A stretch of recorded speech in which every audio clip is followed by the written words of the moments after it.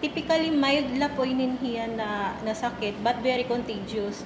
It is considered po one of the most contagious na sakit. So dapat po kasi mabaro po labi na natin mga parents na may ada na nga ni simptoma natin anak is i-report po hiya because possible po na ang mga classmates bangin po gihapon na natapnan na. So inin po hiya na sakit is inyayakan nato na incubation period kun an ito yan na period kun ang pagdevelophan aton sakit may range from 3 days to 10 days depende po han system po aton lawas. So ito pala ito na stage na nagde-develop pala ang virus sa aton body, possible na po kita makatapon.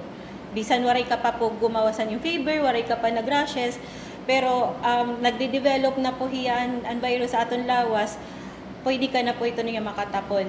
And an aton ways po na an aton pagtapon ha usa ka individual is direct contact po ininhiya through an pag-ubo, pag-hatching, sneezing, and ito na if ever man po an usa na infected individual is may ada mga blistering ha lawas, may mga fluid man kasi ito na nagawas, so in contact kagyapon ito. Also if ito niya na individual na nag-in contact into surfaces like tables, tapos may ada another na tao na lumingko dito tapos na nakaptan ito niya, possible gihapon po ito niya matapnan, and through stool or anbaya, possible po gihapon ito niya source po na makataponan aton HFMD. What pwede mo, like any other is this a life-threatening kind of disease? Mild po hiya, but in rare occasions, lalo na po ha mga smaller children, ha mga below 5 years old, may ada po kita mga complications that may lead into meningitis or encephalitis. So, just in rare occasions po. But typically po, mild na po ininhiya. Viral and nawawara na lang po ininhiya without treatment. So, as ang dali naman, first case ang ibso pala? Diri po. May ada na po kita mga reported cases po ha mga schools, mga elementary schools. An aton pinaka-highest po na school na may ada na reported is an aton SPED center.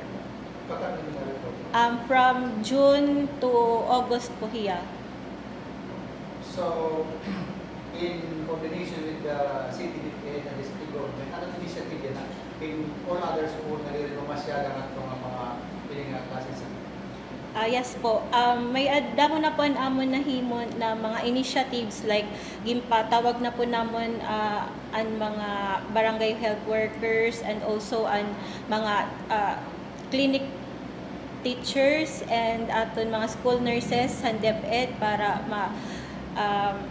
ma-report immediately po ang cases nato ng HFMD and ma-impart gihapon ng proper health teaching sa aton mga parents, labi na for example may instances kasi na nagsususpend yung classes because there is an ongoing HFMD case, but pag uli ha irabalay magmumulay lagyap ang mga bata ngadtuhan mga neighbors, so wari po gamit ang dapat po kung magsuspend because there is an suspected case, i-isolate ihapon naton ang aton mga anak ha aton balay para diri kita makatapon dito ha mga ibaliwat ng mga bata.